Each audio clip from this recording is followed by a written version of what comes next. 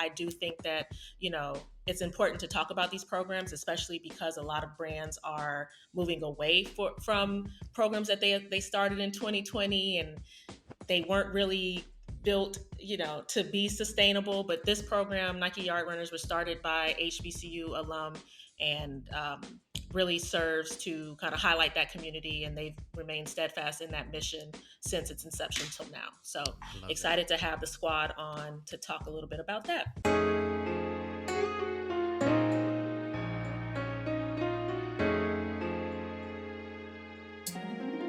What's up, Janelle?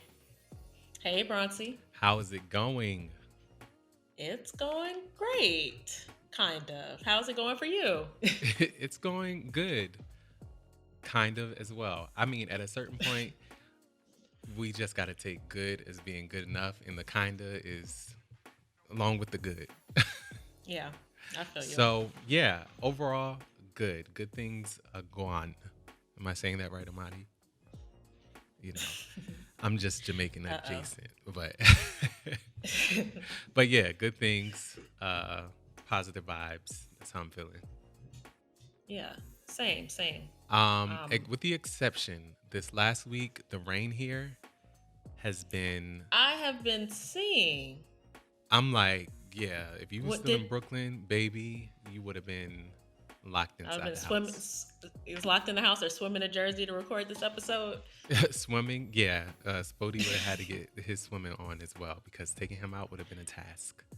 Oh gosh, did But it get as bad in Jersey as it was in like some parts of New York, like the videos and not stuff that I've I've been seen, I seeing? will say that New York was taking all the media coverage. I wasn't really outside Hmm. like that, except to walk the dog. So, not in my area. In my area, it was just really, really wet, but no, not as much flooding. Okay, cool. Well, Yeah, glad that but it was everything is like okay there. legitimately a state of emergency in the city. The subways were exposed because the infrastructure is terrible, like water coming through Of the walls course. and all that. Yeah, I The saw subway that. stations became pools. It was crazy. So hopefully that highlighted some things that they need to bring attention to, because a city as big as New York should not be having issues But when this it is, comes to infrastructure yeah, like that.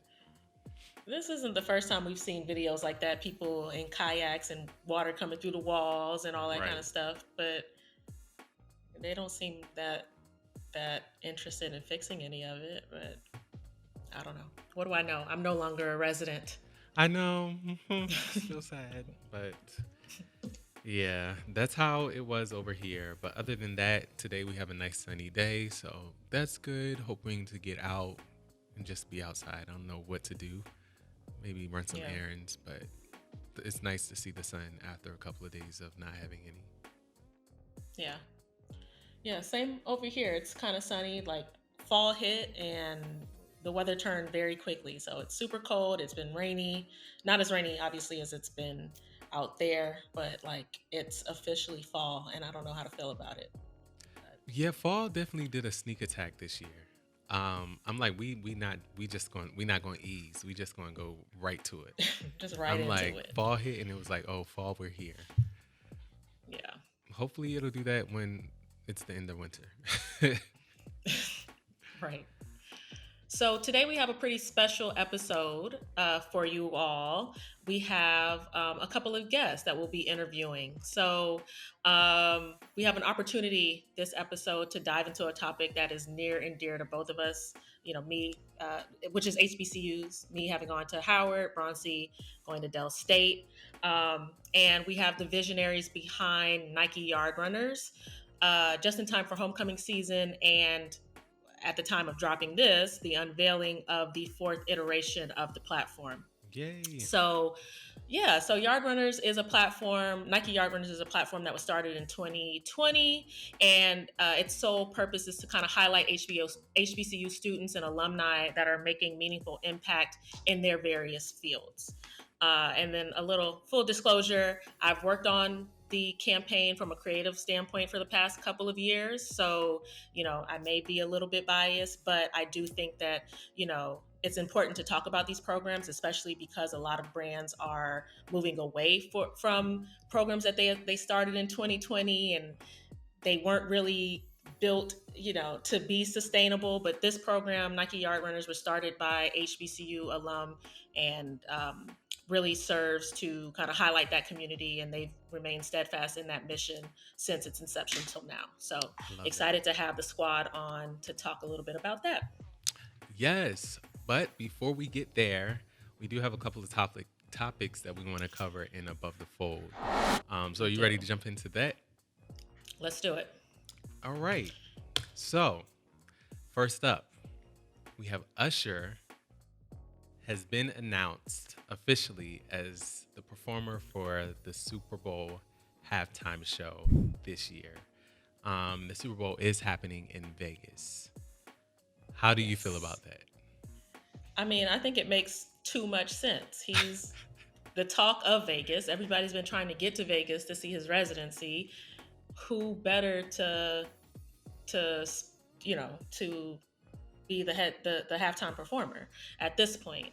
So I'm excited because I haven't been able to get to Vegas, though I have tried in several group chats. I think we even spoke about it between me and Amadi at one point, potentially getting out there. So I have been unsuccessful in all of my group chats getting a squad to go out there with me, but it looks like I might have to settle for this this halftime performance at I this was about to point. say you going to the Super Bowl? Uh, no, No, because you was not on like, my own I dime. haven't been able to go out there, so maybe this is my no. But yeah, I feel the same way. And by the time I did, when he announced that last uh residency stay, I Hmm. looked at the tickets and I was like, ooh, yeah, I don't think it's going to happen now at this point, unfortunately. But I think we discussed this when we were talking about like who the Super Bowl halftime performer could be. When you think Hmm. of like who has the catalog, etc. We both mentioned Usher. One, because knowing the Super Bowl is going to be in Vegas, perfect. His long-lasting Vegas residency. Obviously, he's been disrupting relationships out there. So let's see if he continues that via the Super Yeah. Bowl halftime show. But then also attached to that, he also announced a new album that he will be dropping. I don't know if he's dropping it before or right after. And then there's also speculation that he's going on a tour. So, we're not Smart, smart. out of luck in terms of seeing him perform live, as the tour Yeah. will be a fast follow. But all these components added up together makes for a perfect story and a perfect renaissance for Usher. Um, Had to get given Beyonce in there some kind of way, huh? given that all these things are happening concurrently. So I'm excited. I think this makes a lot of sense. I'm wondering if he's going to pull out special guests for his show. I'm wondering how it's all going to come together. You know, these days, fans or Hmm. spectators are hard critics, especially given the what we heard in the ethos around Rihanna. Um, so I'm excited to hear that banter as well. Like Usher is a Yeah. performer; he's going to perform. So I want to know how he's going to bring it, and I think everybody's going to be looking forward to it. Yeah, I agree. Did you see the rollout of the announcement? Yes, I saw. Yes, I saw when they took him. What was that video from him in the studio?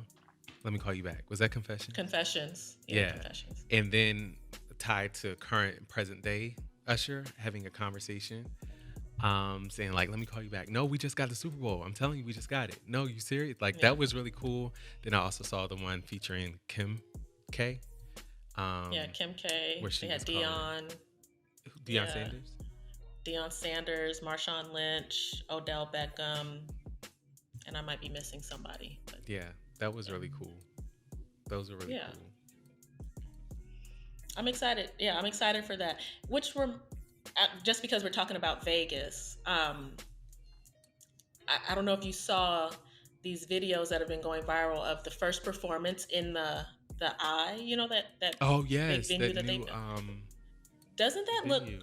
crazy? That does look crazy. That looks And crazy. yeah, and every time I see it, I think YouTube performed there, or whatever. Which, like, obviously not interested in that performance, but You like, remember when what they a made us Beyonce. all get their album? Yeah, what's crazy, because we hate them because they uploaded the the album to the phone automatically. But like Jay-Z did something similar and we let him slide with Samsung. Oh, see, I never had Samsung. Well, see, I didn't either. So I guess that's probably why. Oops. I wonder, Yeah, are I they have a still allowed? They Samsung probably and I aren't allowed to love do that it anymore. dearly. Shout out to Samsung Galaxy. Oh, right. Shout out. Just told on myself. Let's cut that out. I was about to say, do you have to have? Let's cut that out the episode. I was like, yeah, I've never had a Samsung. That's so not true. I actually do have a Samsung now. Um, I have two phones. Oh, okay. You Yeah. love it. So technically I do have a Samsung.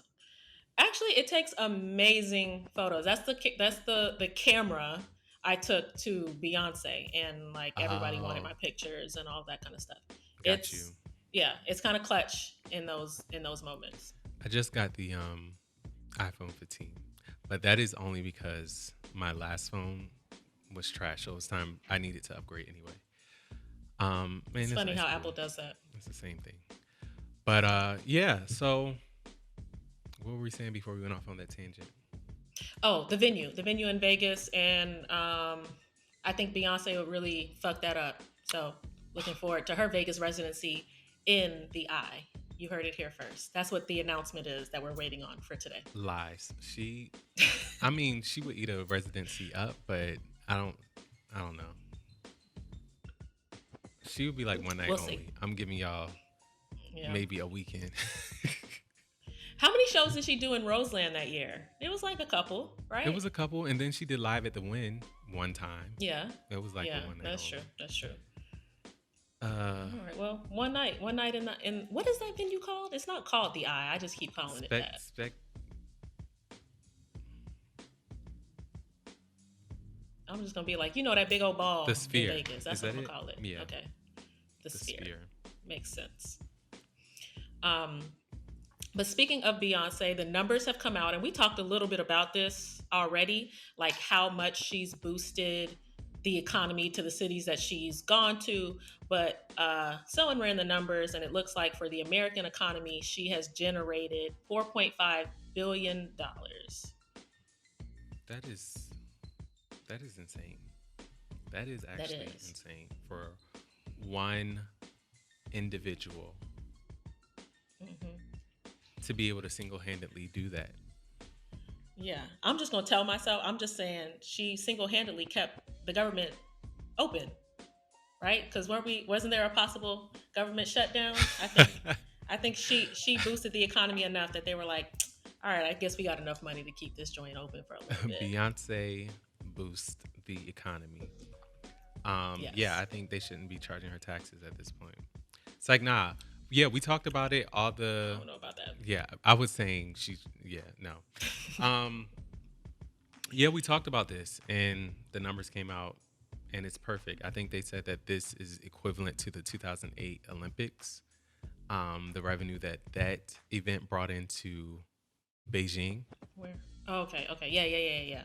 Yeah. is the kind of like equal to what this boost for the American economy had did.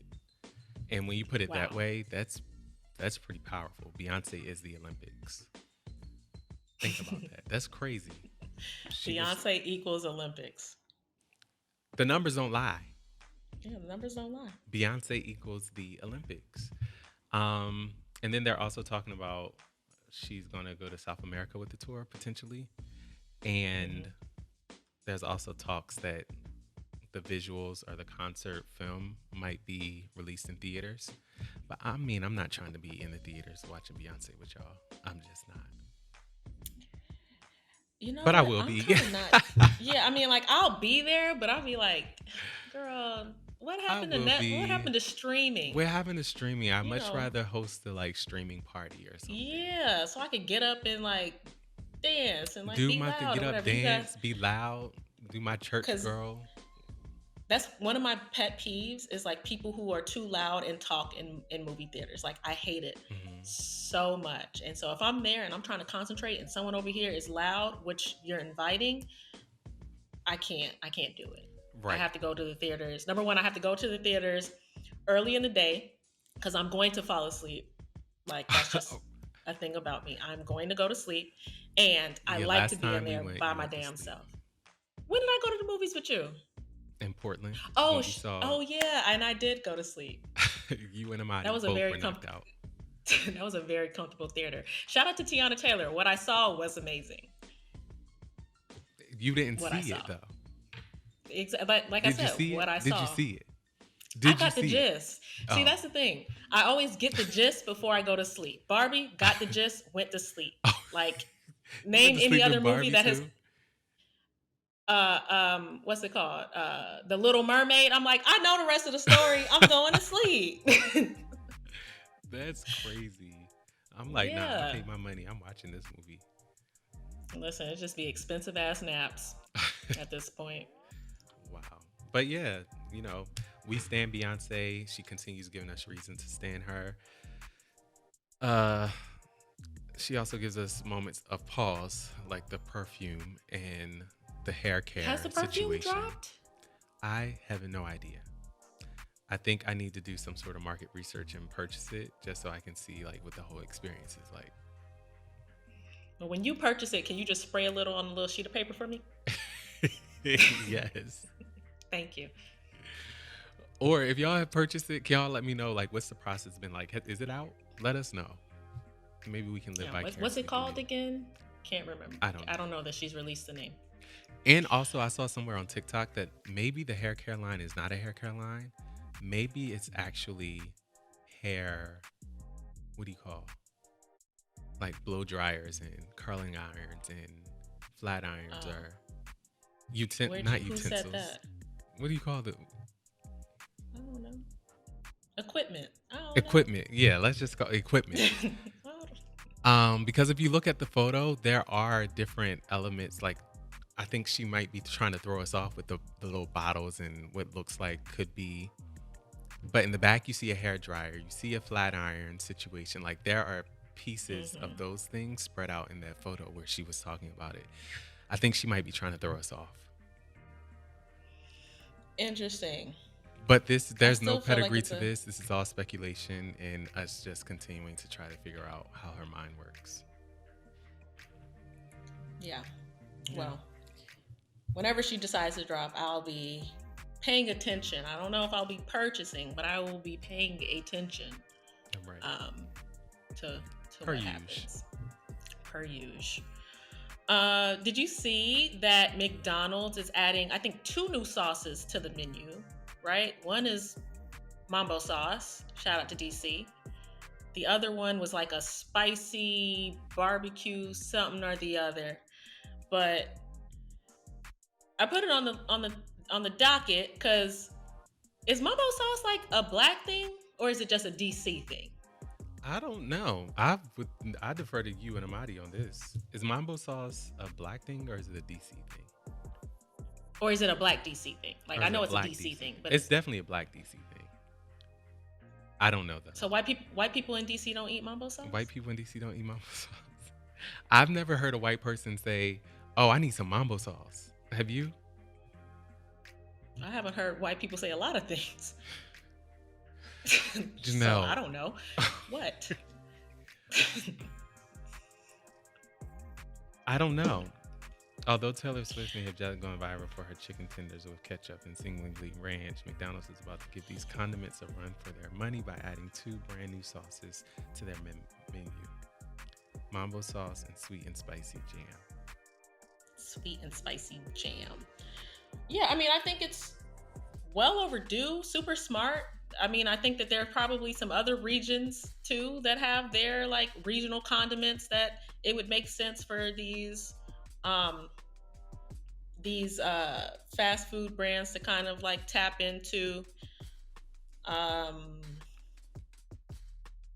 Yeah. So is it being I'll leave rolled it out everywhere or just in DC? I don't know. You know what I think would be a smart idea, and I've been thinking about this for a really long time. One of these fast food companies should roll out regional sauces. And just like when you go abroad, you have to go to like when you go to Hong Kong, they have special menu and special menu items. Everywhere I go, and this is partly because of my brother makes me do it. Mm-hmm. When I travel internationally, I just go and check out the McDonald's menu just to see what's different there, whatever. Like In Korea, they got fried chicken on the menu, and Oh, it's good. Um, but like, what if you could do that here in the States? You go to DC and you got the mambo sauce, but you go out to, right. New New Orleans and Orleans you and they have have like a some sort special of Creole. menu. Yeah, Yeah, exactly. That would be that would give people a reason to like check out some of these places that they don't check out when they're traveling. that's genius. If one of y'all work on McDonald's like products, there you go. That's free Yeah. game. Also, from what I've heard, uh, there's like only one company that makes those packets, like those sauce packets, Hmm. and it takes it's like moving mountains to get um some of A these new companies sauce to developed. to add a new sauce and develop a new sauce Oh, and get packaging for a new sauce and all that kind of stuff. hmm. Interesting. Yeah, Never knew that. but But cool. I mean, I want to try it. It's going. They said it released October 9th, and then it'll be running for a limited time. So oh, perfect. Well, maybe if it does only launch in DC, then we can check it out when we go to Howard Homecoming because you're we coming, right? we we We, we yes, we. Wow. we. Okay. I'm putting you on the spot. Let's We go. will see about that. I say that as someone who hasn't even bought my ticket to DC, but hey, Right. So we where will there's see a will, about there's a way. The last thing we have on the list for this week is the Lola Beats campaign featuring JT of the City Girls. Shout out to Miami. Did you see that and the backlash that. that Yes, I came was from like, we it? didn't talk about that. No, I did see it, and I did not get it. I really don't get the backlash. I have no I idea where don't it's coming either.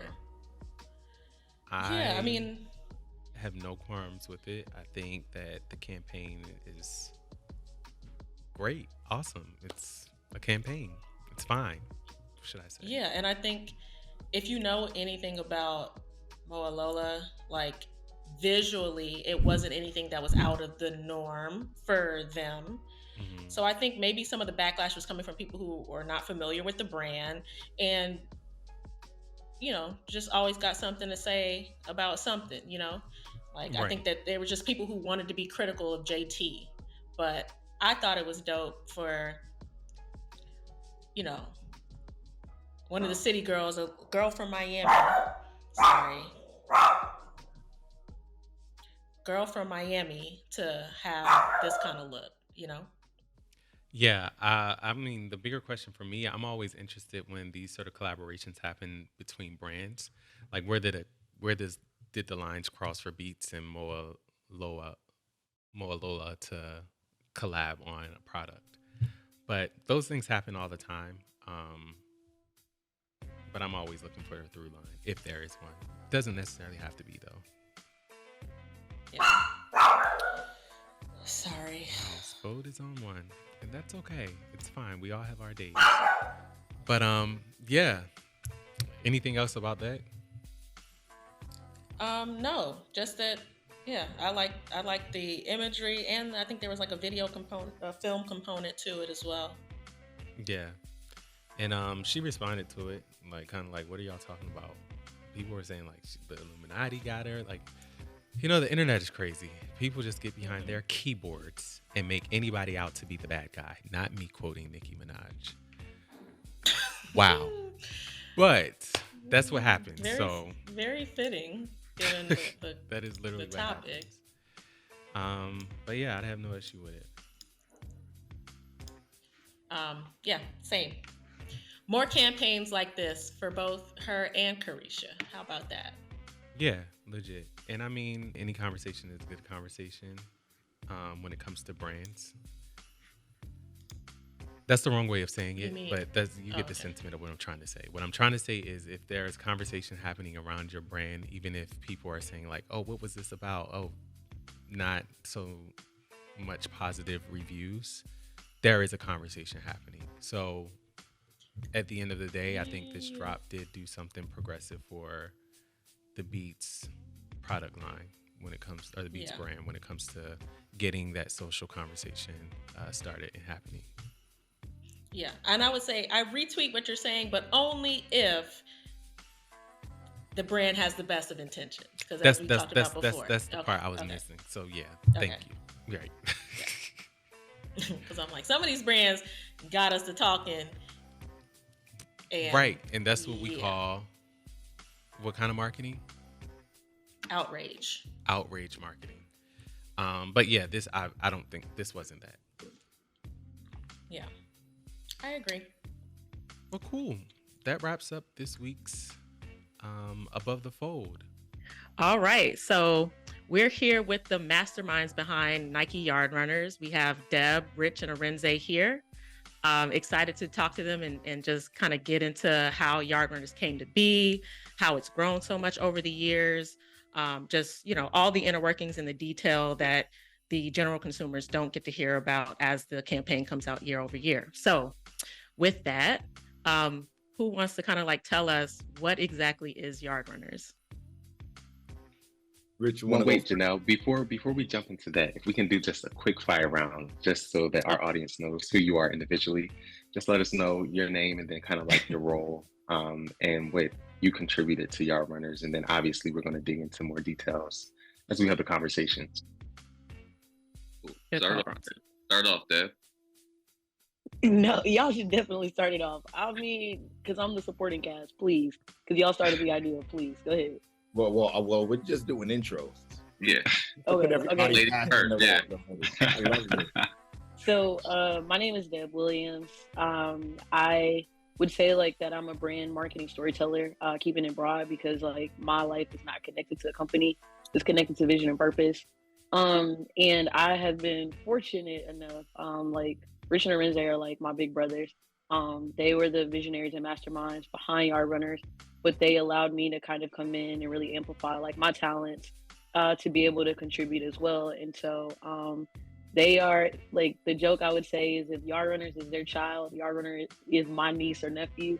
And like how the auntie love goes, it's just as deep as the parents, but they got that extra connection. And I'm super grateful for the vision that they had. So yeah. Perfect. So my name is Richard Palmer, proud graduate of the Howard University, the real HU.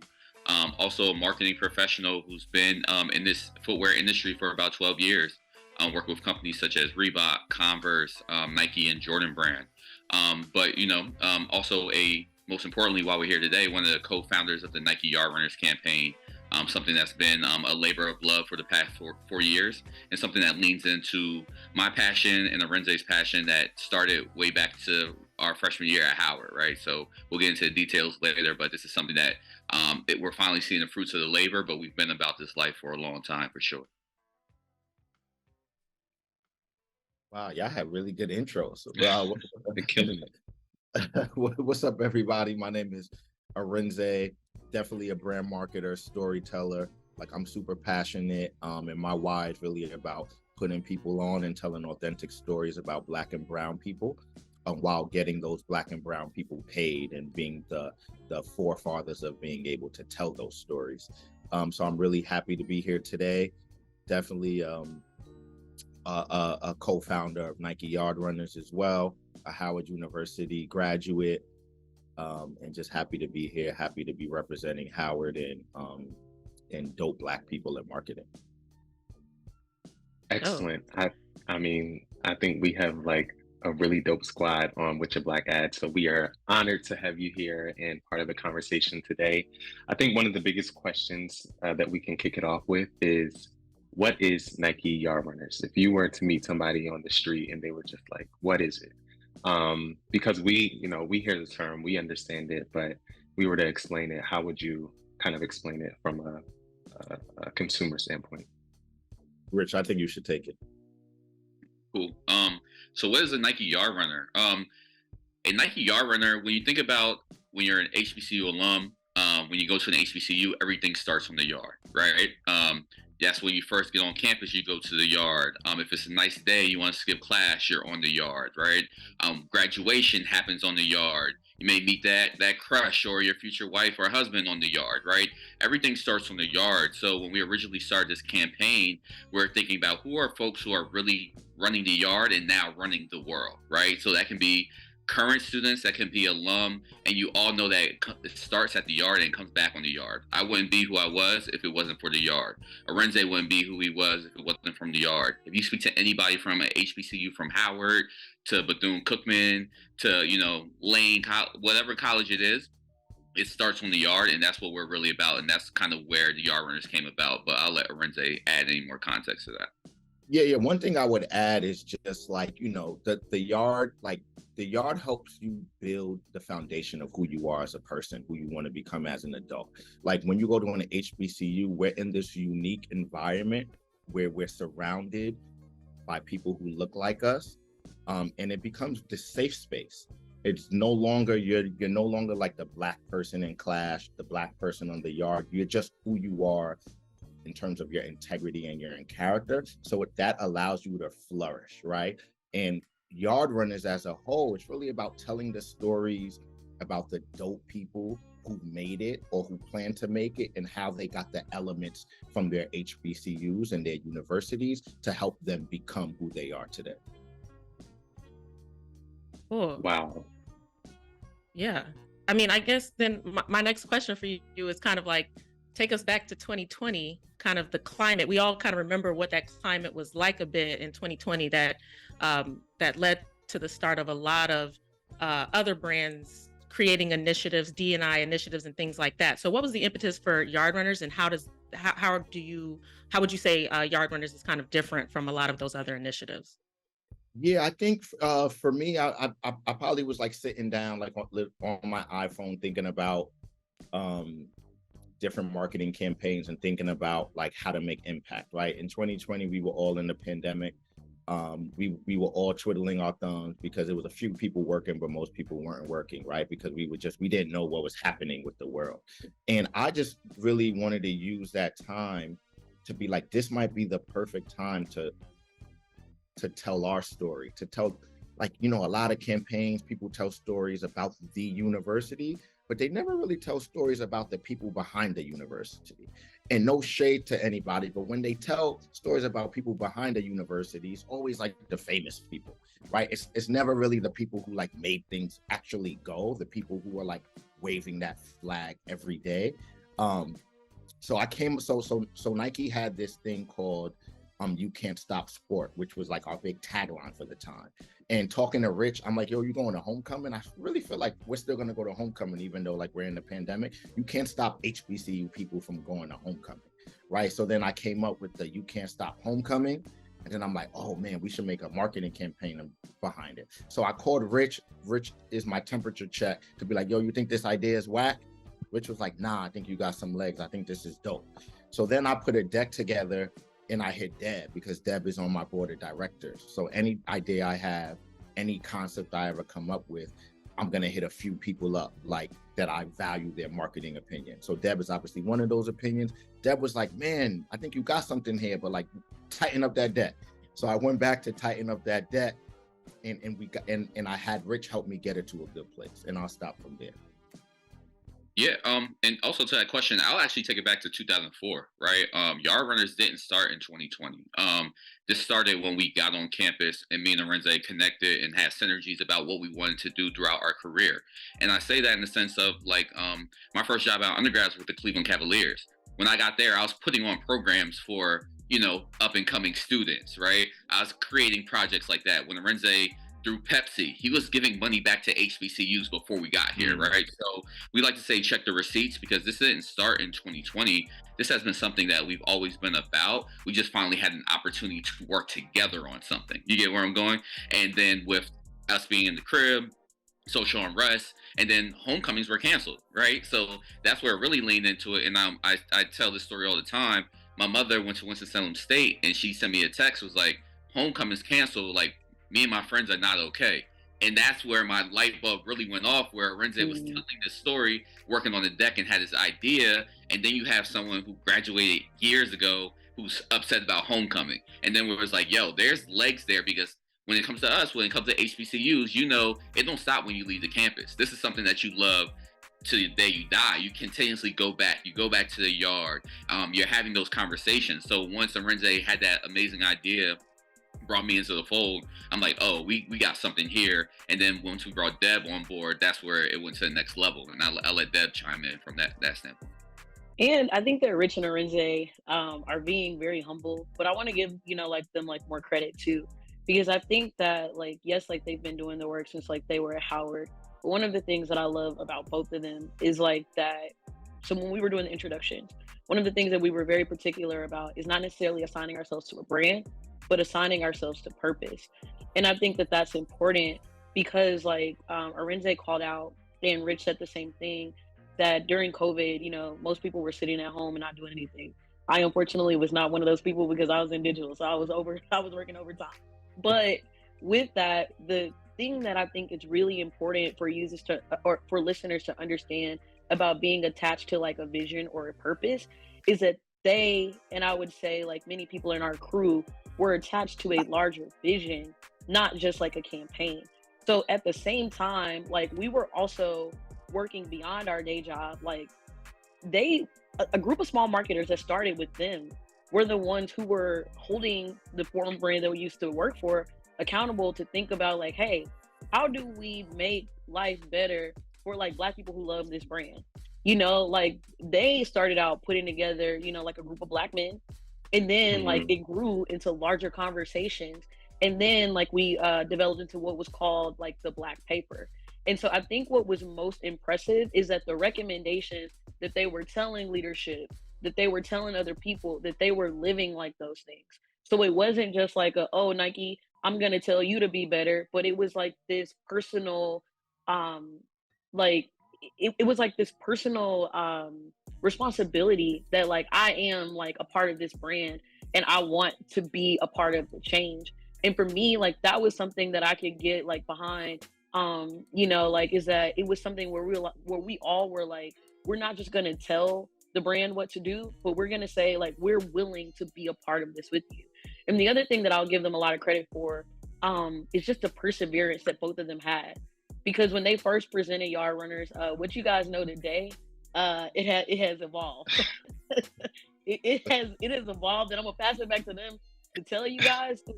You know, like they had like an amazing vision, and I wanted to give them credit because a lot of times I think for marketing professionals, you start out with one idea and you are kind of married to that, and you're like, hey, I have to do this.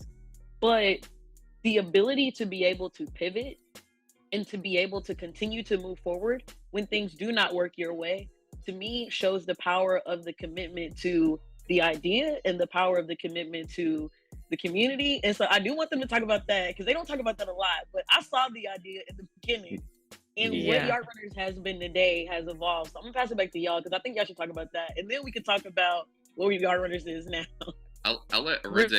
Really Oh, go ahead. Really quick, I just wanted to say, because that was definitely one of the questions that we wanted to get into. It's just like, obviously, you know, you're putting together a deck and you have this idea for a thing, you have these grandiose plans, and then other stakeholders come into it and other entities, and sometimes you have to pivot. A lot of people don't realize, you know, sometimes when they see things out in the world, why did they do things this way? Why does it look like that? And like all the decisions that have to go into it and are being made behind the scenes. So yeah, I would love to hear kind of like what was kind of, you know, what were the concessions or the compromises that you had to make, you know, to even get to this point?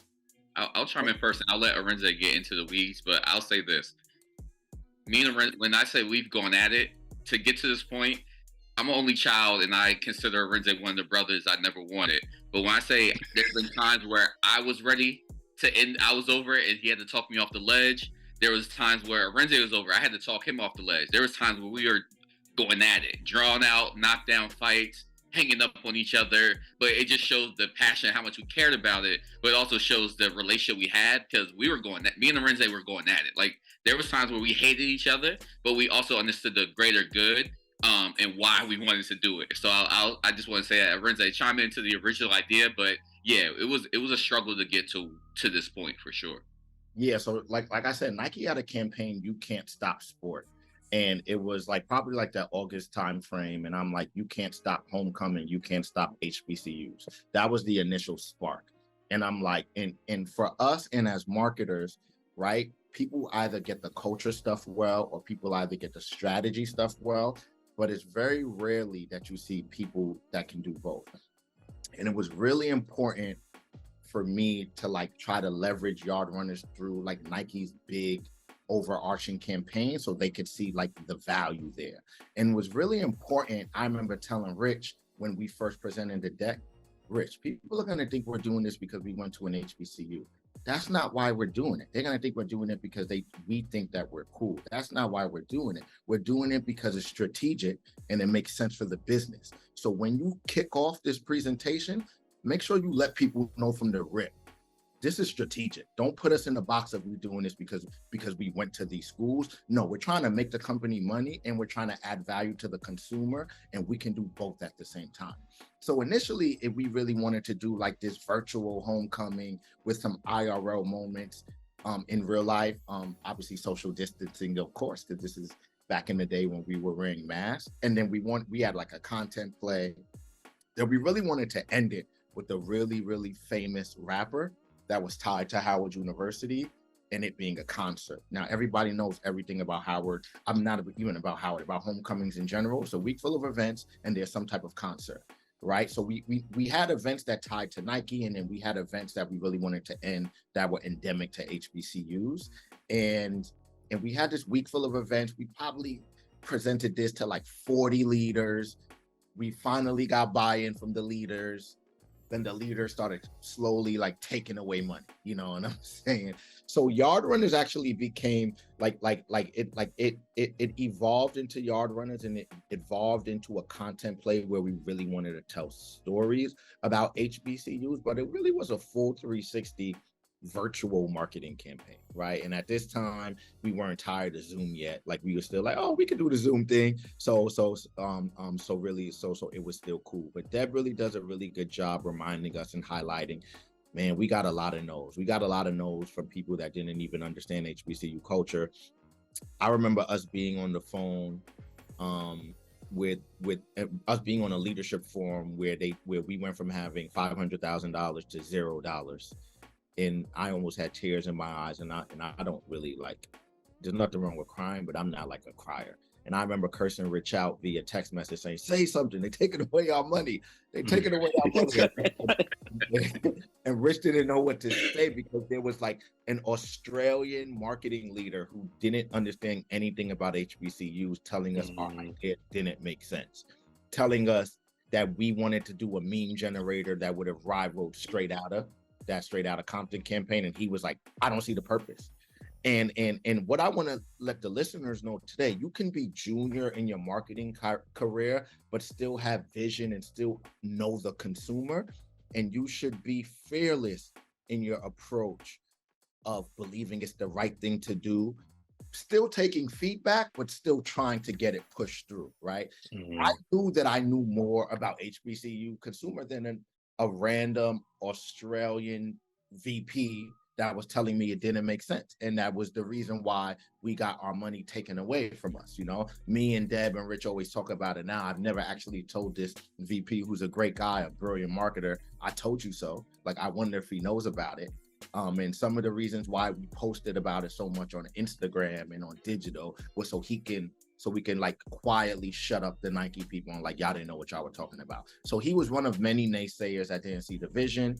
And I'm talking a lot, so I'll pass the rock to like Deb and Rich to give a little bit more color commentary to what it was before Yardrunners, but I just wanted to make sure I touched on that specifically.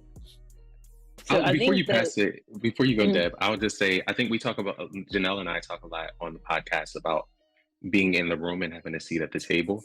And sometimes a seat at the table still isn't enough, because even when we have that seat at the table, exactly what you're saying, Arinze, is at every stop, you're going to get that pushback.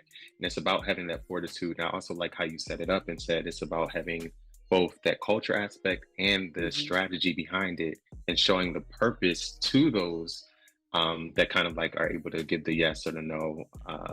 Like, this is strategic. This is not just the benefit of some subculture or category, but this is how it moves the business forward. But that's really interesting, and it's also inspiring to hear. Like, we had stop gaps along the way. This wasn't like an easy trek to get here. So I just wanted to pause and recognize that piece, and like the pioneering of it is something that's not lost at all. And one thing I'll say before T jumps in, let me just say this last thing.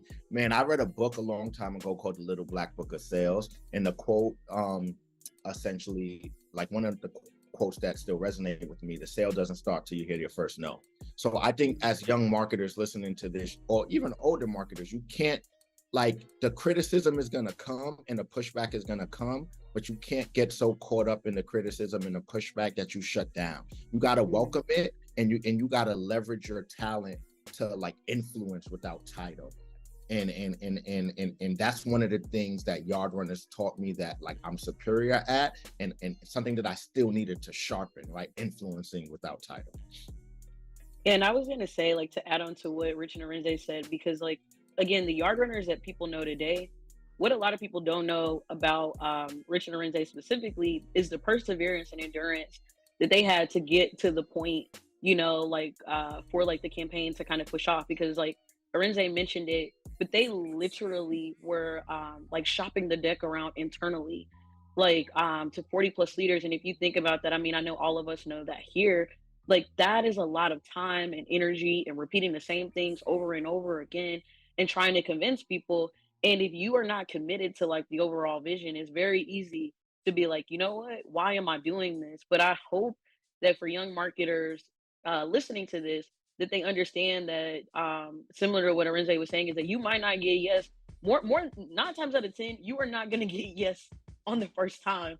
And 9 times out of 10, you're probably gonna have people who don't necessarily fully understand it.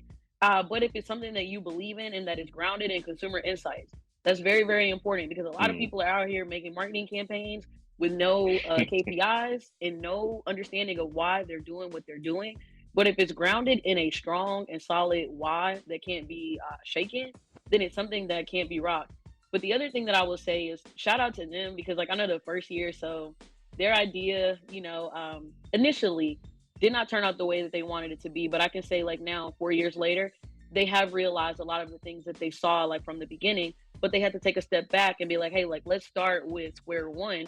And I think that that's kind of like where I entered the picture, because at the time I was in digital marketing, and I will give them a lot of credit, because part of having an idea is also understanding who the right players are to put on your team. And they were the ones who hit me and was like, Deb, you know, what do you think about like doing this?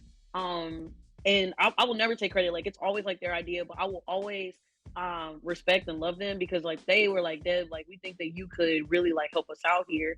And so we were like, all right, cool. I because of the team that I was working on and I was tied to like the business, I had budget for like the season. And so like we all worked together to figure out, okay, this is like how we're gonna get after it. And I laughed because I remember they went from Rich and Arinze about to fight each other to me, Rich and Arinze fighting each other that first year. And I remember the first time I was like, all right, y'all, like this is how we can do it. We got to connect it to Air Max, and we got to choose the styles. Man, if y'all saw the styles that we had to choose the first, well, y'all can if y'all saw the first campaign. Oh yeah. And I just remember being on a Zoom call with Rich and Arinze, and they're like, yo, what? But going back to Rich and Arinze's point about being strategic, I think what was dope is that they took styles that were not high heat, styles that were not, or Yardrunners the first year took styles that were not going to be found in the sneakers app or the neighborhood door and sold them. Like they smoked. 5 of the 8 styles were inline styles. And for context, these shoes have thousands and thousands of units behind them. So it's like a lot of units of the shoe that you have to sell, but it's also not a shoe that people are checking for. But because it was, again, tied to consumer insights, and then it was able to drive the business. And I think that that goes back to Arinze's point of like not just thinking of this as like a cultural campaign. Yes, it has like the cultural component, but it was able to make an impact for like the brand. And I even think about like the first time, like when we were going back and forth on the launch day. I don't even know if y'all remember this, but at the time, because like we were in an election year, and President Biden Like they were going back and forth to figure out who was like going to win. And I remember we all had a conversation, and what we had decided on, like as a group, was that we were going to align the launch of Yardrunners to like the announcement of the Biden Harris win. And so it looked as if the brand was like aligned with like a cultural moment. So again, you have consumer insights, business, and cultural moments that are all laddering up at the same time to be able to take it to like the next level. But yeah, like that first year, like we all were doing a lot of things that were outside of our role. But I think it shows like how you can be strategic and do things for the culture and they still impact the business. One thing Deb forgot is that the reason why we aligned it to Biden and Harris was because Vice President Harris went to Howard, right? So we wanted to be like, this is the perfect time. That was like probably one of the biggest wins, arguably, in the country's history for an HBCU person. This woman who represents Howard University has become the second most important person in the world, and give credit to Deb, and that was her idea to align it there. And most people would say, well, why didn't you guys launch it during homecoming, right? And for whatever reason, we had to pivot at the time, but Deb was like, look, we can still make it strategic and culturally relevant. And then one thing I would like to say too, and Rich, I want you to speak to this because Rich has always done a phenomenal job checking me on this. Is like, why are we doing this? What is our why? So it blocks out the noise. What is our pictures, right? So like when Rich and I first sat down, we're like, how do we make this more special than any other HBCU campaigns? Or why are we so passionate about doing this? Well, because when we see a lot of other brands or a lot of other people do these campaigns, man, they'll hire that white agency to tell our story. You know what I'm saying? Well, and it's these weird things, but we were just so intentional about keeping the money and keeping the opportunities within our community, within the HBCU community first, and then within the Black community second. And Rich, that's something that you can expound on. Yeah, for sure. One major thing here when we started this campaign, we wanted to make an authentic HBCU campaign and bring Nike along rather than making a Nike campaign and bringing Black folks along, right? If you understand that. So everything that we've started rooted from the agency that we picked, the photographers that we use, the stylists that we use, the influencers that we picked. We wanted to make sure that they were truly authentic to the HBCU community and from that space, right? Because we're like, hey, if we're gonna create this campaign, we're gonna do it our way and do it the right way. So that's where we really leaned in. And when you think about it, when the agencies that we use League 22, which is a Black-owned agency led by a young lady named Ashley Henderson, who went to Howard University. When year one, you think about our stylist, the first stylist in New York City, in Atlanta, he was from Howard University. The photographers that we use, everybody on set. When we got on set, we were talking. Somebody's like, yo, I went to Clark, I went to Spelman, I went to TSU, right? So going to a set, and we have a picture that we took of the set in Atlanta because for year one, we shot a squad in New York and shot a squad in Atlanta. I've never been on a set that was 100% Black, right? Wow. Right? And that's something that people don't realize and that they see when you walk on the set.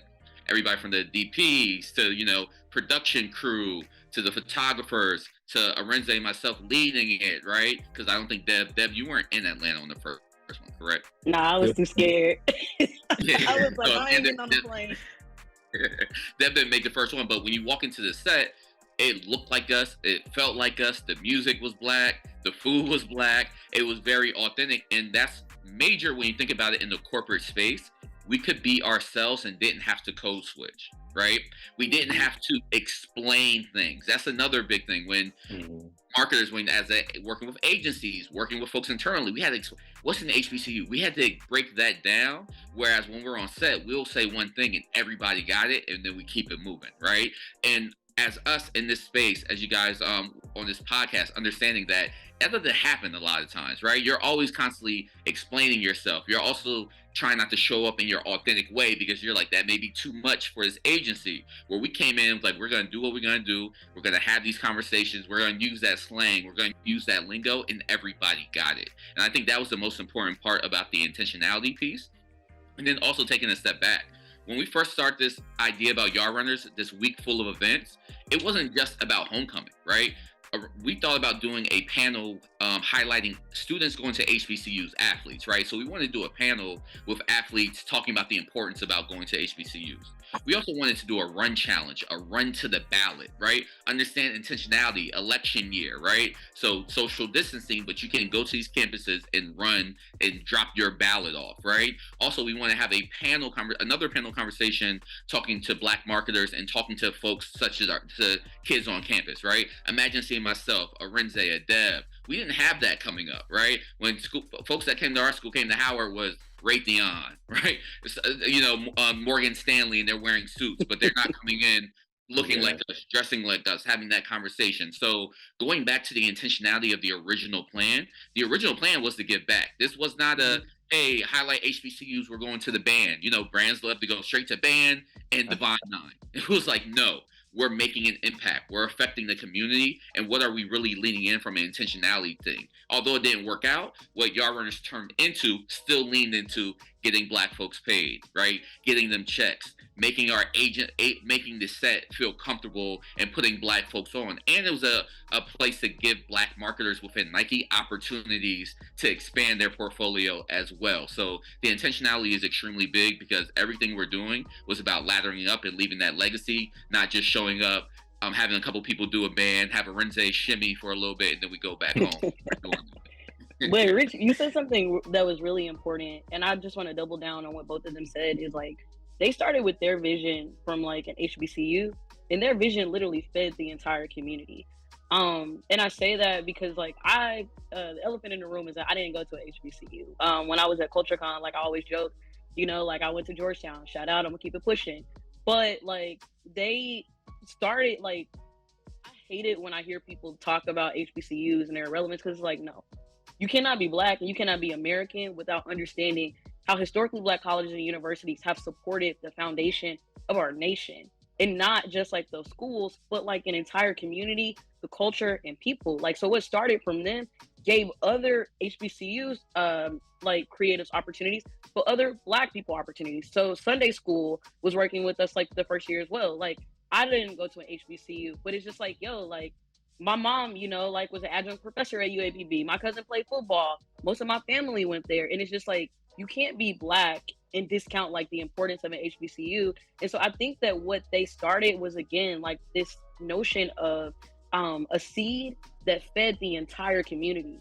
And it was very, like intentional. And the last thing I'll say is that they also will not take credit for, but I'm going to sing their praises, is that a lot of campaigns that you saw coming out during COVID from big brands were not started by people that looked like us.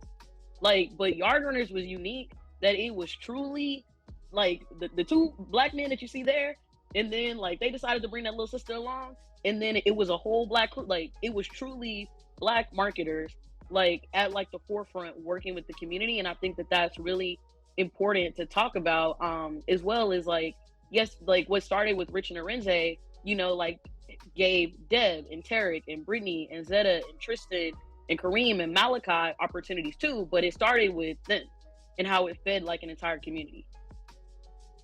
I love that. I love hearing that. Like you guys have been dropping crazy gems, but I think one of I'm already taking notes. I know. I was just like trying to type fast as you guys talk. But I think one of the major kind of like gems that that I'm taking away is kind of like that strategic part, right? So again, a lot of brands had campaigns that came out around 2020, and you can tell the ones that were just there. Sorry, excuse the maniac puppy behind me. But a lot of brands, you could tell they weren't rooted necessarily in a very strategic POV. So they weren't built to last. You know what I mean? They were built for the moment and not built to last and sustain as long as like a Yardrunners has lasted. Here we are a week out from launching 4.0. You know what I mean? And like, did you all, when you first started this, like, did you envision how far this was going to get, how big the campaigns were going to get, and like all of the spaces that it would cover and the surfaces it would cover? I'll speak from my point of view. To be honest, I didn't know what it was going to become, to be honest with you, right? Because it was just something where we're like, hey, this is an opportunity. The world was ending. It was 2020. I felt like, hey, this is just something that we're going to start and we'll figure it out. But I think one thing that Arinze saw the vision, and you kept saying when we first had the conversation, I remember strategic. And I think that's the reason why it has extended, because if we would have created this and we weren't strategic, and even though we didn't know where it was going, if we were just like, yo, we're just throwing it out there, it would have ended after year one. But we saw the strategy and the vision to make sure, what are we building, right? So in my head, I didn't know where it was going, but Arinze might have that vision where setting it up, but for me was strategy. And it's funny, I was talking to my father the other day, and he was like, strategic. He's like, Rich, you always talk about strategic. And I give that to Arinze, because Arinze from the very beginning started about strategic, and that laddered up to what it is today. So if we didn't have that foundation, and we talk about this all the time, as a marketer, if you're not laddering up to something, if it's not making sense, if there was not a business case, then this would have ended after year one. We wouldn't be at 4.0. But that also allowed us, as we're being strategic, thinking about what's next. How do we make sure we stay true to our North Star, but adding elements throughout the journey to make it make sense, affect the bottom line? And that's what true strategy is. Because once again, we could lean in saying it's cool because it's an HBCU, but it's like, no. Everything we did, Arinze is like, is that on strategy? I'm like, is that on strategy? Deb, is it strategic? Then mentioning Tristan, Tara, Brittany, everybody we're challenging, is it strategic and does it make sense? And I think that's the ladder, that's the part that expanded it. But Arinze, please tell me if you thought we would be here at 4.0 when you had the vision. You know, I like to be a humble guy most of the times, but I just, for whatever reason, you know, I knew it would be what it was. I knew it had the potential to be even bigger. It's just these moments that I get at times where everything slows down for me, and I'm like, that's it. If we do this, this, and this, it can be X. Now, you can't control the variables, but you know what the output could be. So I would be lying if I said I didn't think it would be what it was, just because where we were at the time, I just knew Nike's never did anything like that. And the other companies that have, they haven't sustained it. I think great marketers, the difference between a good and a great marketer is sustain. You know what I'm saying? And your ability and your power to sustain. And one of the things that's really important as a marketer is the ability to see the problems before they happen, and the ability to see where the pushback is going to be before it happens. So when Deb and Rich talk about strategy, for me, I knew when we got on a call with people that didn't look like us, they were going to say, well, they're just doing it because they went there, or they're just doing it because they think they're cool. And that's why it was really important for me to hammer Rich, like when he set the tone for the call, to like call it out. Like Rich would literally say on our presentation, it's not because we went here. You know what I'm saying? And I think that kind of really like set the tone for us to for the people in the room, for the audience, for us to really like take it to where we needed to take it. It's also like the influence thing, right? I think Janelle knows this more than anybody. When you go to Howard University, we are influenced. You go to our campus, the trends that are going to happen 3 months from now on TikTok, on Instagram, the Howard kids are doing it now, because it's like a hodgepodge or like an oasis of Black people who come from everywhere globally, from Trinidad, from Nigeria, from Arkansas, from, you know what I'm saying? And then you plop us in DC, and then we're some of the most astute and fashionable people in the world. So really all you got to do is sit on Howard's campus, and we're walking trends. And I remember having conversations with Deb, saying like, Deb, I'm gonna be honest, we all know Black culture runs the world, but you know what nobody talks about? If Black culture runs the world, HBCU culture runs the world, because HBCU culture runs Black culture just based off of the numbers. You know what I'm saying? And just based off of the amount of people we produce and what's happening on campus, and the confidence you get by being in places with people that look like you. So long-winded way of saying, I knew it would be what it was. I knew it would be a feeder system for Black marketers, because I was honestly going rogue and saying, hey, Rich, you want to work on this? Rich had a whole 9-to-5 job. I'm pulling up and Tarek, you want to work on this? Nobody, it was all of our job number 2. And everybody's like, well, are we allowed to do it? Maybe I got to get my boss's approval. I'm like, got to worry about that. Because I realized that you can't get in this climate. I needed to manipulate the situation. Are you going to tell me I can't work on some Black shit in this climate? I dare you. Yeah. Right. You know what I'm saying? And everybody was pretty scared. So I just played into that. And I just pulled people, and we kind of created a new way of working at the brand, right? At the Swoosh, where you get experts from different parts of the brand and you like put them together. And they've taken that model and they've run with it. But that started because of the audacity that I think I had, and then the small convincing I had to do for Rich and Deb to kind of like be on board with me to like be what the Black Avengers first looked like at Nike. And I think the last thing they'll say. Oh, go ahead, Janelle. No, go ahead. I was gonna say, like, to your question of did they have the vision, but I think what's really important is that they planned for the vision that they wanted to see.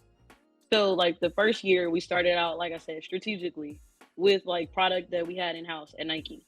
They were the ones that were like, yo, let's put HBCU apparel. The second year, like let's connect that.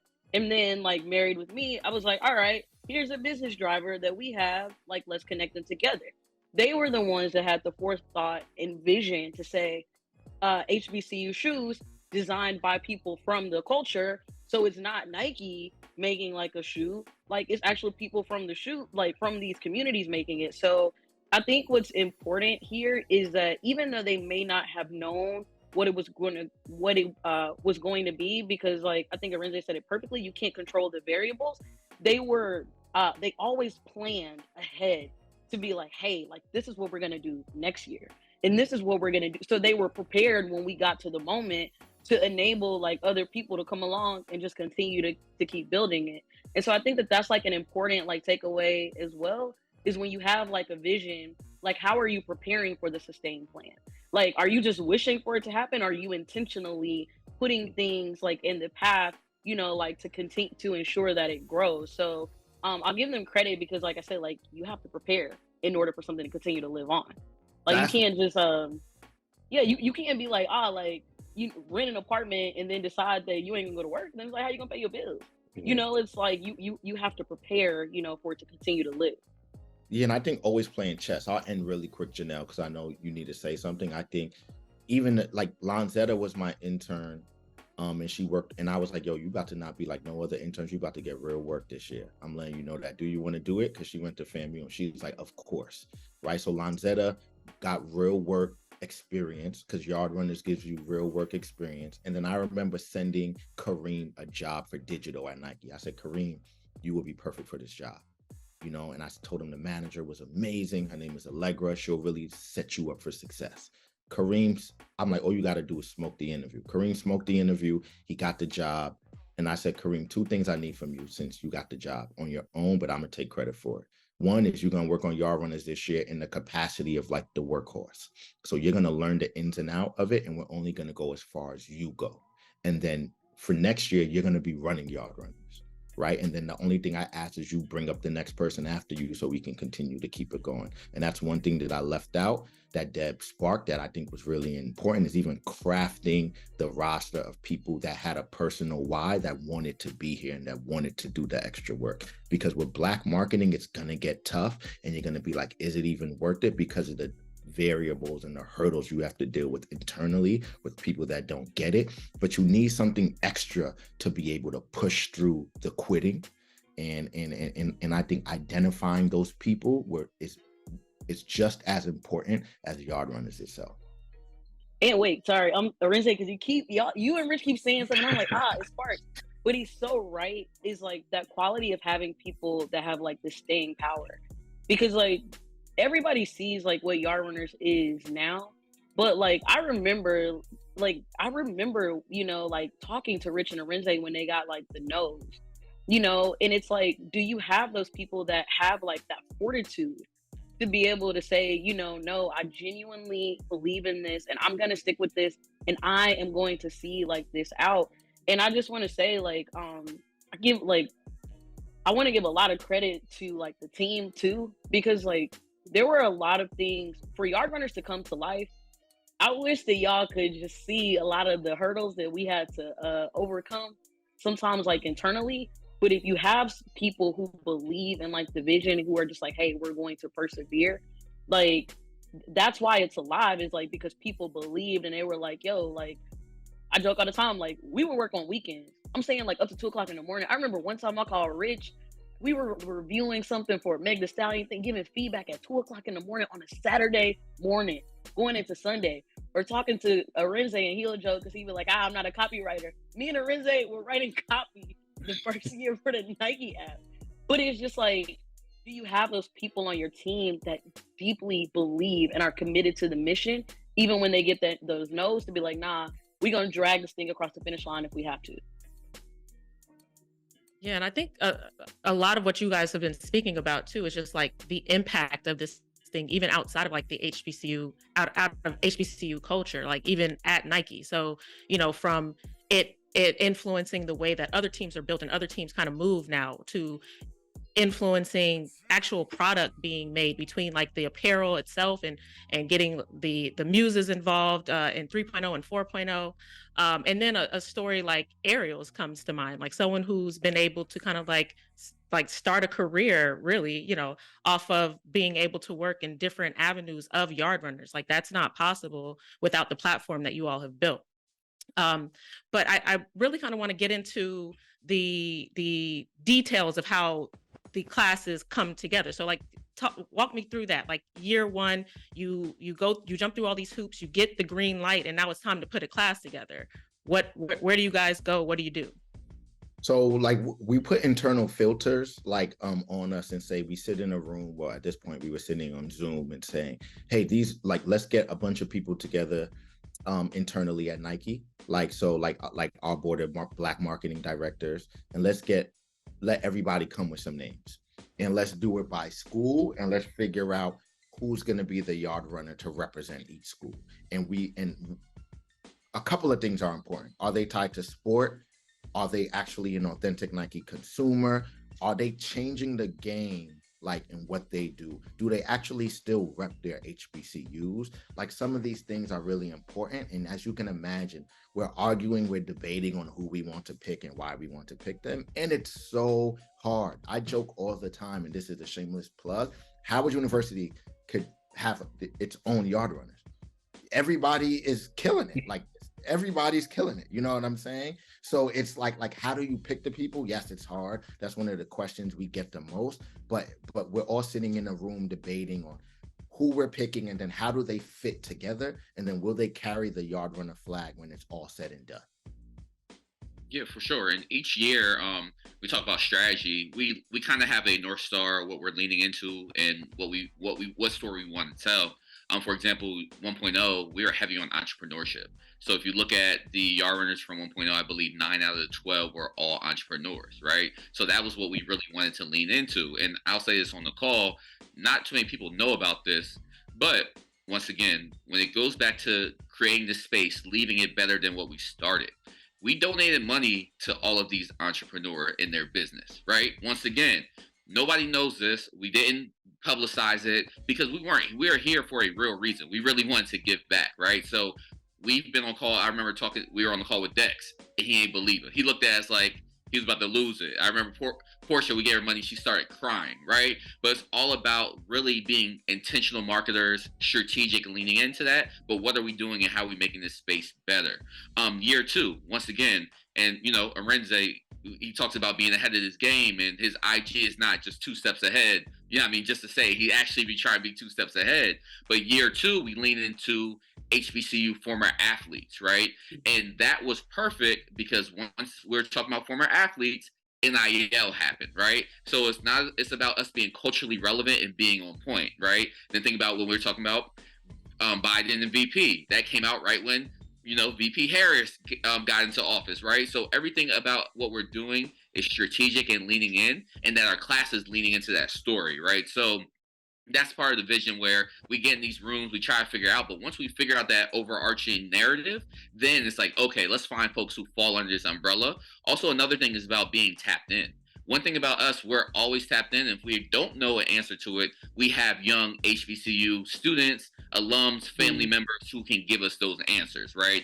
The biggest thing about Yardrunners and why it's successful in building the class, we don't have an ego, right? We're okay if it's like Deb doesn't understand, Renzo understand it. Well, let's reach out to these students on at A&T. That's where Ariel comes in, right? We saw what she was about, right? She We saw it and we tapped in. We're like, you're the expert. Let's give you the keys and help us out to make sure we're being authentic. So that's another thing where, as we're coming up with these classes, being strategic, leaning into what's going on in the world, but also making sure we're tapping in with young students to make sure we're doing it the right way, because we don't have egos in this space. We want to just make sure we're creating the best content, not something because this is what we're doing and this is what we're standing on. And I think what's important to say is, like, even in like the people that they chose, and Arinze mentioned this, most big brands are going to run to Howard, Morehouse, and Spelman. Who's talking about Prairie View? Who's talking about Texas Southern? Who's talking about Bethune-Cookman? Who's talking about the University of Arkansas at Pine Bluff? And I think it's about like this expansion and challenging people to understand like HBCUs, you know, from top to bottom, support, you know, like the community, and they're all important. And so I think that is something that made like the campaign just as powerful too. Is like, yeah, you're gonna see somebody, as Arinze said, you could do a whole Yard Runners on Howard Edition, and I thought at one point they were going to. But you know, to be able to, like, I remember having Central State, and I'm gonna be real, I didn't even know about Central State, and we were all coming back from an offsite at Essence for year 3. Like, we went to Essence Fest, and it was a lady in the airport wearing a Central State crew neck, like a Nike Central State crew neck, and I remember myself and Kareem were going through TSA, and we stopped her, and we were like, yo, like, where did you get this? She was like, oh, I saw like this campaign from Nike, this and the other. But to me, that was like the power of like the moment. Like, was when you see that, or like Rich and Arinze, I don't know if y'all remember, but when we were on Howard's campus shooting the dance showcase. Yep. And what was that guy wearing? He has the whole Yard Runner kit. He had Tennessee State. Yes. He had some Blazers on, because Blazers was part of the campaign as well. And that kind of showed it when we saw it. We're like, okay, we're doing the right things, because he had the whole kit on, and I was like, Deb, you gotta go talk to him and let him know. But it just shows that I won't say authenticates us, but authenticates us, right? When you think about our community, Black folks, they'll let you know, right? If you ain't doing something right, you're gonna hear it. Black Twitter is gonna let you know. But I would say 99% of the time, and Deb, Arinze, keep you honest, when we're on campus, it's not about it's never about, you should have changed the campaign. It's like, no, how can I be a Yard Runner? How can I get a gear? How can I get a pack? It's never like, nah, you're not doing it right. And that's the biggest thing for us, because anytime you mention Yard Runners, their eyes light up. It's like, yo, I want to be a Yard Runner. It's on my vision board. I believe Talia from North Carolina A&T started crying when we reached out to her. It's like, yo, this is on my vision board. Like, I manifest, like, I really wanted this to happen. And it just lets you know about the importance of a campaign that 2 Black guys started. We brought our sister with us, right? That we just created something that we thought was being authentic to us. And when you think about it, if you were a freshman when Yard Runner started, your whole college career, you know nothing but Yard Runner. Yard Runners expanded throughout your entire career, and that's something about our legacy that is extremely important to us, and that every time I see somebody wearing the gear, I'm like, okay, we're really doing something, right? Somebody wearing Blazers, because Deb, like you said, we made Blazers hot. Think about Air Maxes. When Deb mentioned about the early Air Max shoe, that was Dex Rob's 97 sold out, child. I couldn't believe that. Exactly. Shout out to Dex Rob. He sold it out when people were like, we want the Dex shoe, and this is an Air Max 97 that my uncle will even wear it, but we wanted it because Dex had it on, and that's what the importance of this campaign is about. Wow. Okay, so I am cognizant of time. We have had like some incredible gems dropped, and just getting the insight from the other side, like I was discussing earlier. So when you take a step back, I know we talked about the vision, we talked about the process. When you think about how you assess like the success, what does that look like? How do you measure it? Do you measure it? Is it campaign by campaign, or just overall? You look back over it and you say like, this has been successful for X reason. Yeah, I think a measurement strategy is really important. I think actual true KPIs are important, but like me and Rich talk about it all the time in terms of like the culture, did the culture care about it? Are we doing it the right way? You know what I'm saying? I think one of our things was, I remember telling Rich I was overwhelmed because there's 107 HBCUs at the time we started Yard Runners. And I'm like, how are we gonna tell the story about everybody? We know most brands lose because they only tell a story about the big 3. And we wanted to tell a story about everybody, but you can't. That first year, we only told 12 stories. Well, what's the next best thing? Creating a seating kit and a seating pack with shoes and a little card that we actually sent to 300 people from every single HBCU. Like, this is where we were able to reach the Wiley College, and we were able to reach the Prairie Views and the Bennetts, where like maybe we didn't tell their story, but they could tell their own story now that they got this yard runner pack, right? And I think why I bring that up, because that's such an important KPI for us. Are we telling a new HBCU story every year? Are we reaching new HBCU students every year? Are we making this aspirational, and are we leaving the community better than how we found it? So that's why it goes beyond us just making Nike money, right? It's so much bigger than that. For you to know what the muse is, like, it wasn't a lot of HBCU dunks created, but we created HBCU dunks because that's one thing Nike can own, where we're not taking money away from any other Black brand. We've never jumped into like the super sexy neighborhood yard runners gear. It's always been sideline gear, right? That bookstore gear that when you go on Nike.com, why do I see Duke? And why do I not see Spelman or Howard? Why do I not see my school? So it's more so about that versus creating this cool Nike cut and sew HBCU gear. Well, guess what? If we do that, we're taking money away from Black businesses, because I would argue 95% of Black businesses have HBC or HBCU owned apparel gear. And our goal is not to take money away from them. Our goal is just to shine light and let people know that if Ohio State is represented, Spelman can be represented too. And we just want to put us on the same playing field as all the other universities. So that's another KPI, right? Like, how are we representing our HBCUs without taking money out of people who've been doing this out of their pockets? And then how are we building and co-creating with the community versus just telling them what we want? Rich and I went to an HBCU. We could very well be like, this is what we're going to do.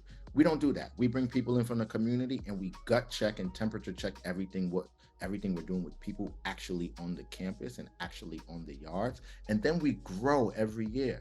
So we brought in Bodega, and we brought in JP and Chris, and they brought in Janelle and Charity, because we wanted to continue the Yard Runners pot. A big part of Yard Runners and a big KPI for us is sharing the rock. You can't have no ego. Are you sharing the rock? You know what I'm saying? So credit to Ashley and League 22 for being on board to like, hey, Ashley, you're going to get a little bit less money because we want to share the rock with more Black HBCU creatives. She could have said no, but she was like, okay, we're going to do that. And in 4.0, we shared the rock. We now brought in 6 Degrees. Again, like Bodega and League 22 could have said no, because now that pot gets smaller in theory, but it's no, where the family's getting bigger. And that's like the opportunity. The family's getting bigger. And that's just some KPIs that I just wanted to highlight.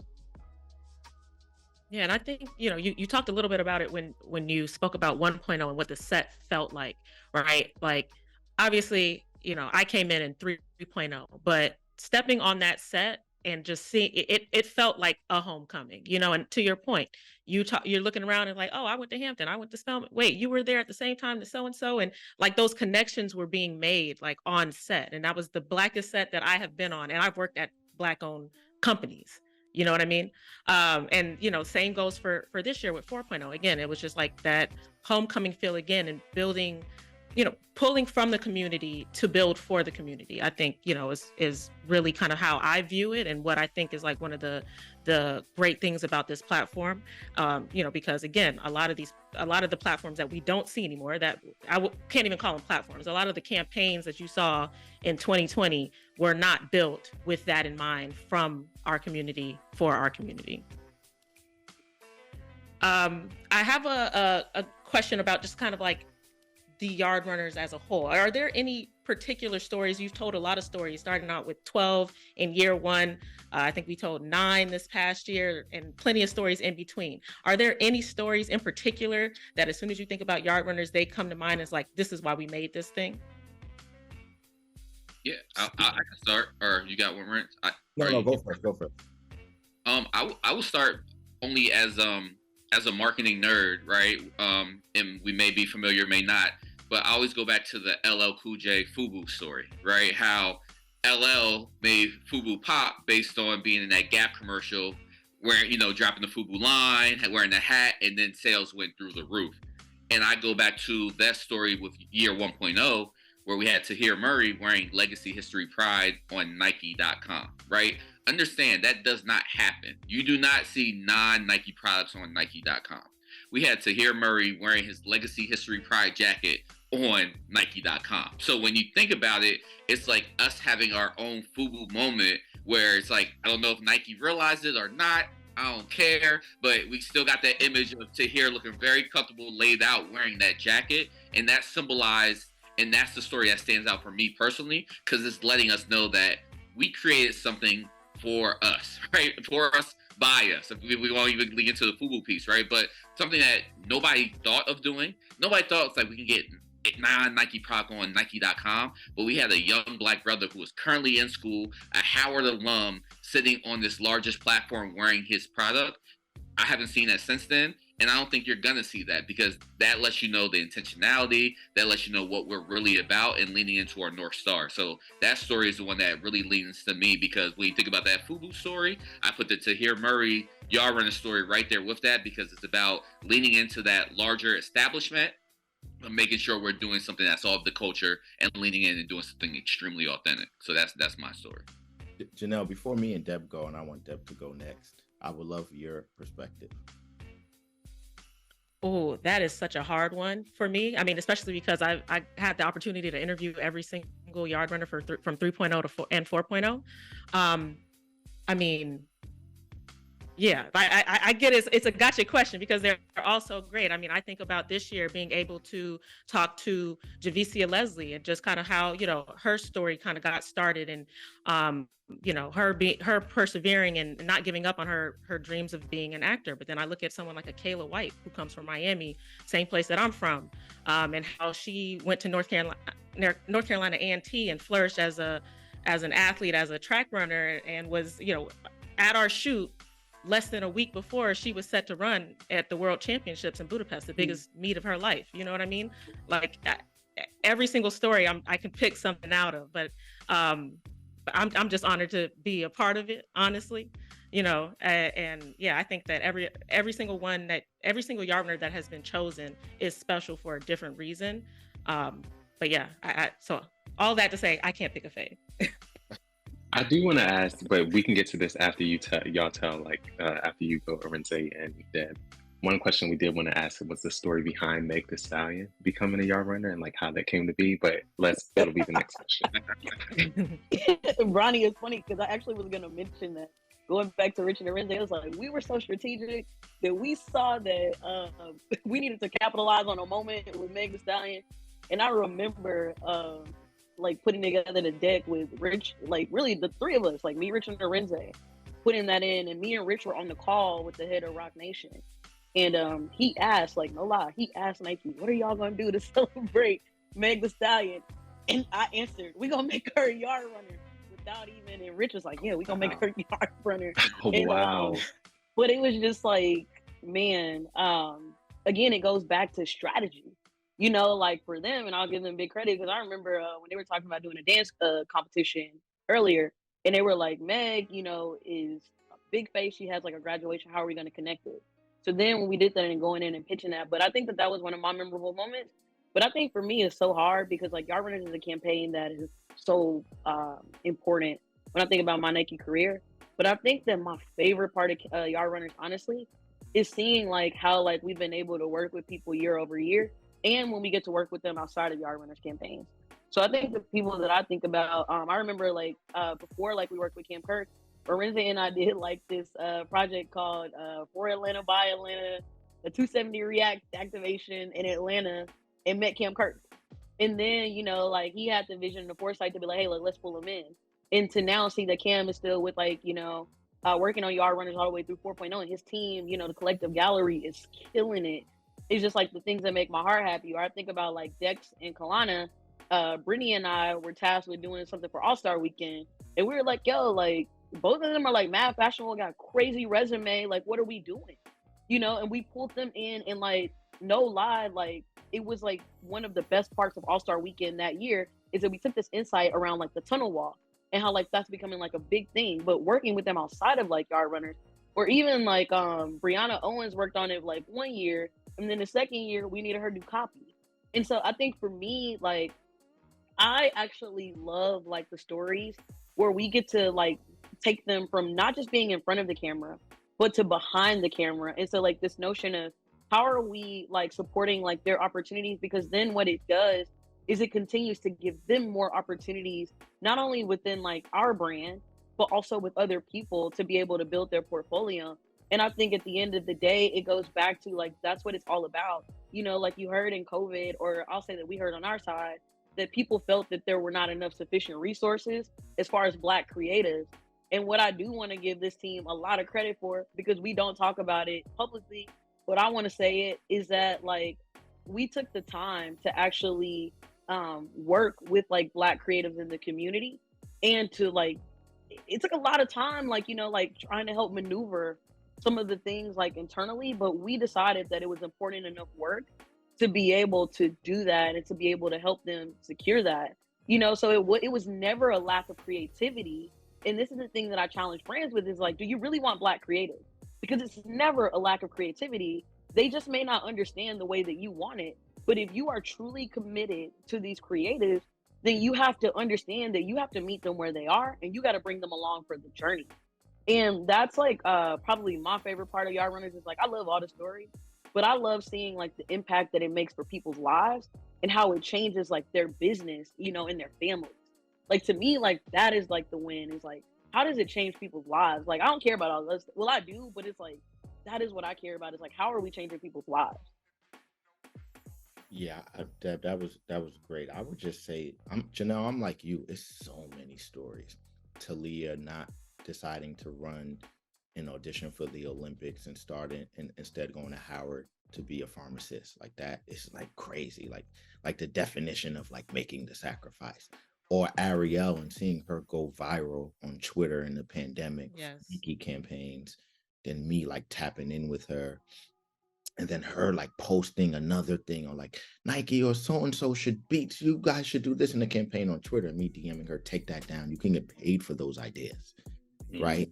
5 months later, saying, hey, do you want to get paid for your ideas? Come work with us on Yard Runners. We can make you a Yard Runner, but for somebody like you, that's not enough. For somebody like you, let's bring you behind the camera, because I think that'll be like more beneficial for you. Right? And then fast forwarding, and her being a Black woman in college to design her own shoe, just her being a Black woman who's allowed to design her own shoe in itself across the industry, where Black women don't get a chance to design their own shoes across the industry.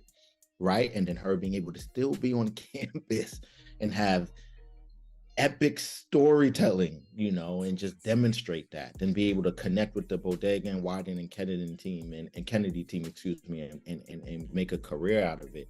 I think I'm like, that's kind of like one of the things I'm most proud of. And she's not even a Yard Runner technically, you know what I'm saying? She's like extended family.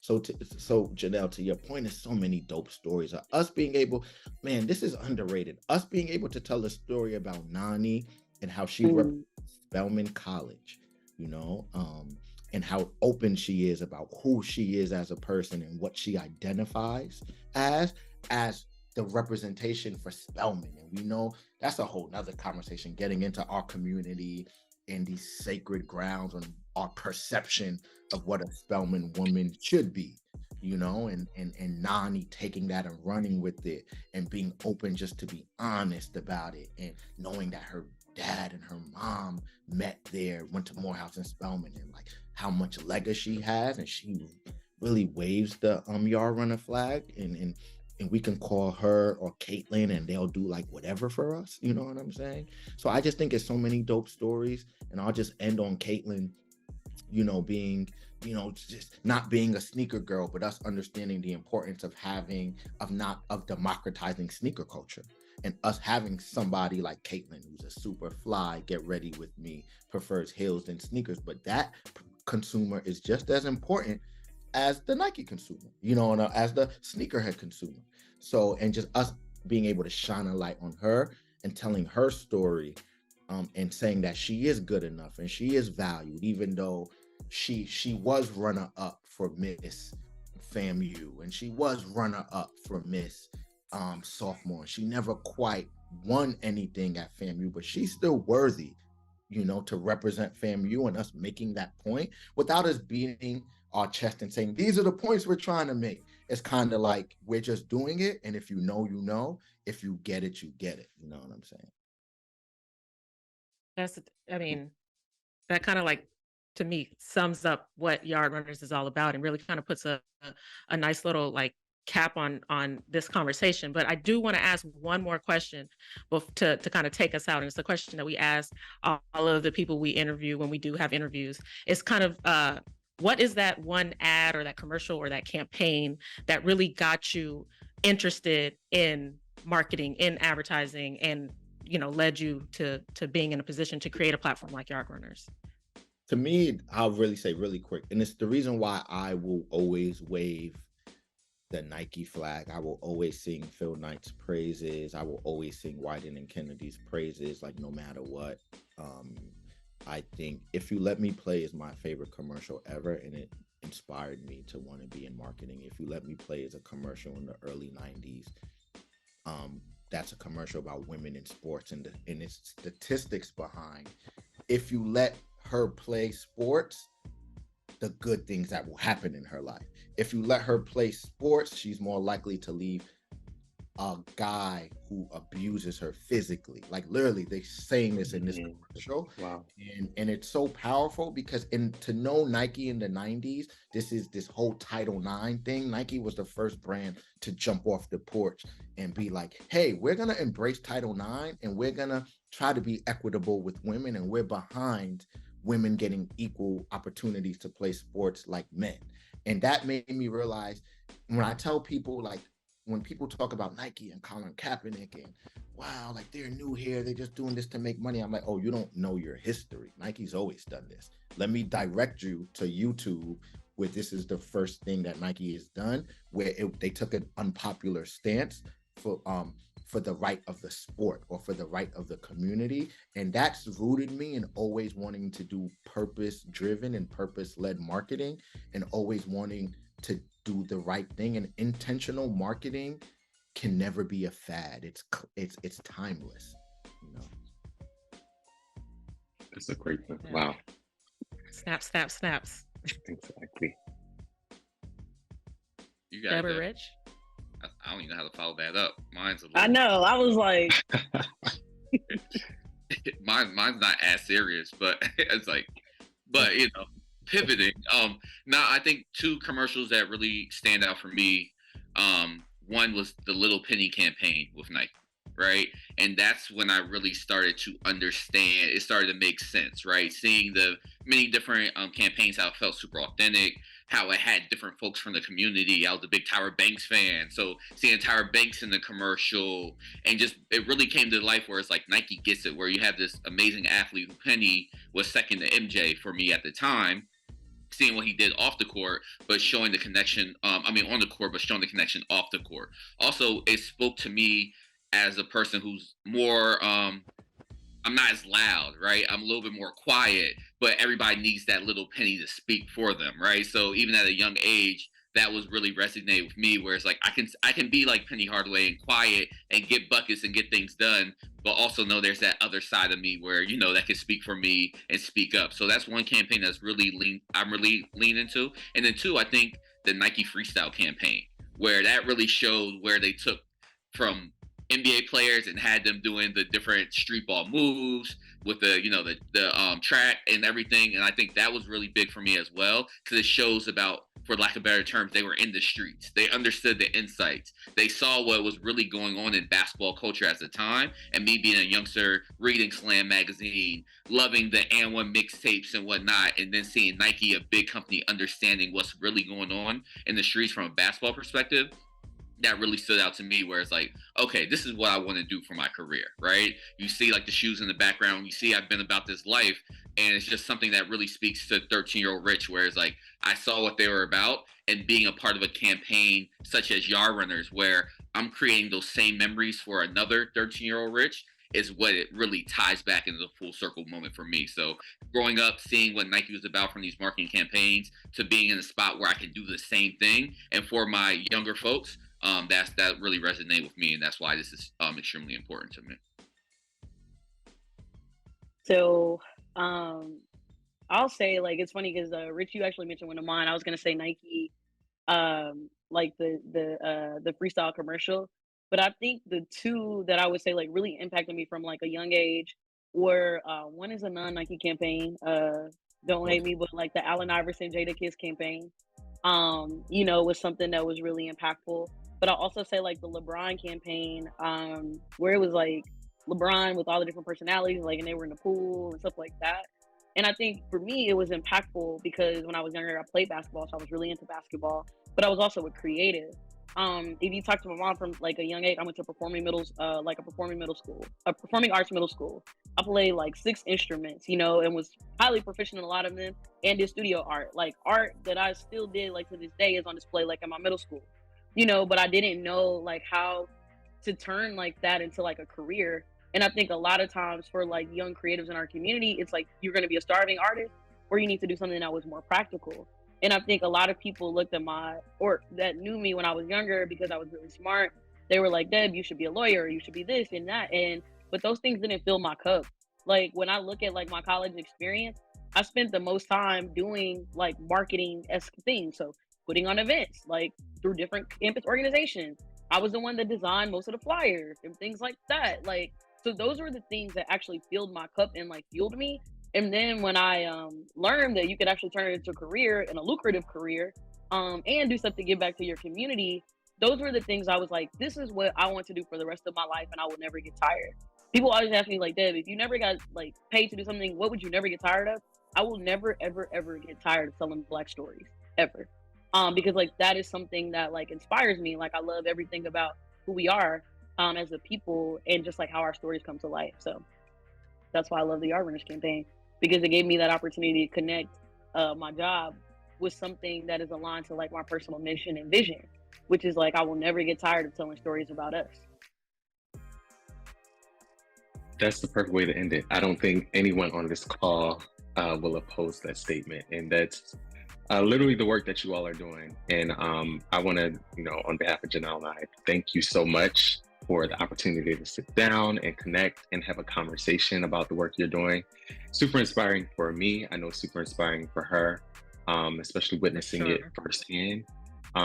These are the exact stories we like to tell and talk to the pioneers and the ones that's making the way for the people that's coming behind, you know, keeping the door open. That's what we talk about a lot. Like, are we passing the rock, sharing the rock? Are we making those assists?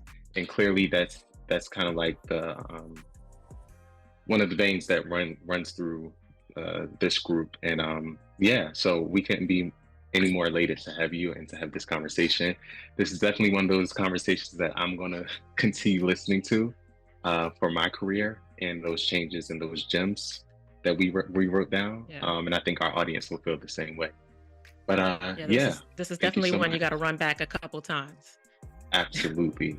But yeah, so on that, thank y'all. And until next time, we're going to be supporting and watching it from the sideline. Well, Janelle, she's going to be right in the room.